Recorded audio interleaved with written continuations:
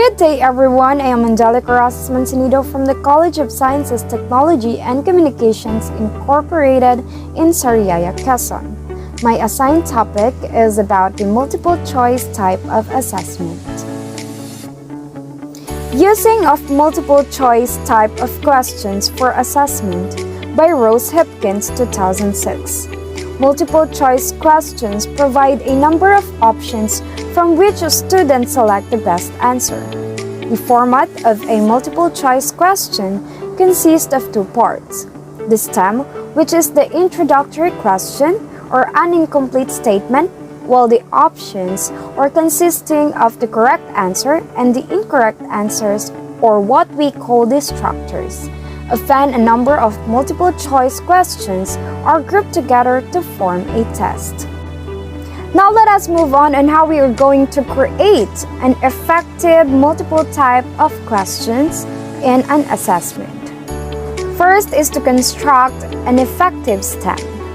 In order to do that, the stem should be meaningful by itself and should present a definite problem. A stem that presents a definite problems allow a focus on the learning outcome. Here is an example of stem which is not meaningful and a better stem. Let us read the example of a better stem. What characteristic is relatively constant in mitochondrial genomes across species? Letter A, content, B, organization, and letter C, size. Second, the stem should not contain irrelevant material which can decrease the reliability and the validity of the test scores. Here is an example of an irrelevant material. Mitochondria evolved from free-living bacteria that could carry out oxidative phosphorylation. For this reason, they have circular genomes that reproduce independently of the nuclear genome. What characteristic is relatively constant in mitochondrial genomes across species?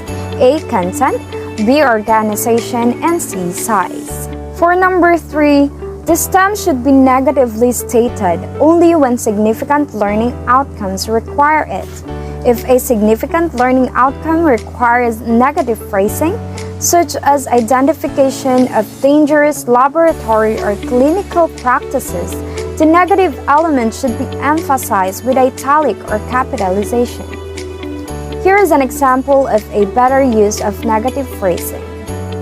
A water-type extinguisher is suitable for putting out a fire caused by burning all of the following except: letter A, alcohol, B, cotton, C, paper, and D, wood.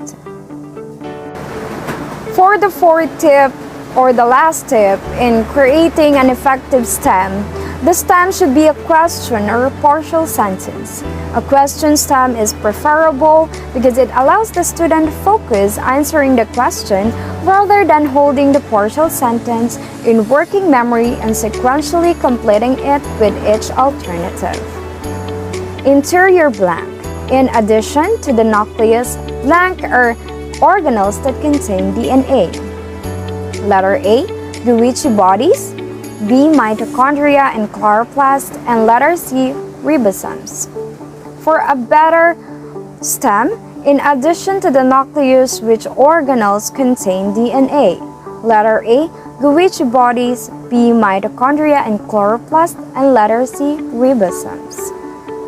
Now let us move on how we are going to create an effective alternatives. All alternatives should be plausible.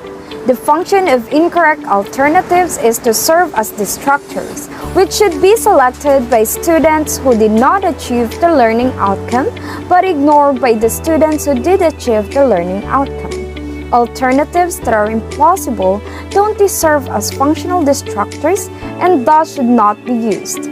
Common student errors provide the best source of destructors. Here is an example of implausible alternative question.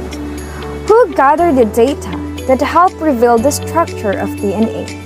A, Francis Crick, B, George Washington, C, James Watson, D, Rosalind Franklin, and letter E, Snoopy. Note, B and E are not functional distractors and so do not contribute to the item. Next, alternatives should be mutually exclusive. Alternatives with overlapping content may be considered trick items by test takers, excessive use of which can erode trust and respect for the testing process. Here is an example of overlapping alternatives.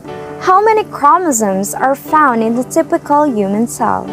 Letter A, 12, B, 18, C, 32, D, 46, and E, 54. Note, the alternatives are overlapping because a cell that contains 18 chromosomes also contains 12. A cell that contains 32 also contains 18 and 12, etc. Next, alternatives should be homogeneous in content. Alternatives that are heterogeneous in content can provide cues to students about the correct answer. Here is an example of heterogeneous content. Which of the following is one of the ways that membranes of winter water are able to remain fluid when it's extremely cold? Note, because option A focuses on a different type of molecule or cholesterols than items B, C, and D, it can cue savvy test takers to the correct answers. The fifth tip: alternatives should be free from clues about which response is correct. Sophisticated test takers are alert to inadvertent clues to the correct answers, such differences in grammar, length, formatting, and language choice in the alternatives. It's therefore important that alternatives should have grammar consistent with the stem, are parallel in form, are similar in length, and use similar language like all unlike textbook language or all like textbook language. Sixth, the alternatives all of the above and none of the above should not be used. When all of the above is used as an answer, test takers who can identify more than one alternative as correct can select the correct answer even if unsure about other alternatives. When none of the above is used as an alternative, test takers who can eliminate a single option can thereby eliminate the second option. In either case, students can use partial knowledge to arrive at the correct answer. For number 7, the alternative should be presented in a logical order. It can be alphabetical or numerical, which is to avoid a bias toward certain positions. Here are examples of logic internal to the question's alternatives and an alphabetical order alternatives. The number 8 tip, or the last tip, is the number of alternative can vary among items as long as all alternatives are plausible. Plausible alternatives can serve as functional distractors, which are those chosen by students that have not achieved the objective but ignored by students that have achieved the objective. There is a little difference in difficulty, discrimination, and test scores reliability among items containing 2, 3, and 4 distractors. There are additional guidelines in creating a multiple choice type of assessment. First is to avoid complex multiple choice items, in which some or all of the alternatives consist of different combinations of options. As with all of the above answers, a sophisticated test taker can use partial knowledge to achieve a correct answer. Second, keep the specific content of items independent of one another. Savvy test takers can use information in one question to answer another question, reducing the validity of the test. And that is how a multiple type of test or assessment is done. Thank you for listening.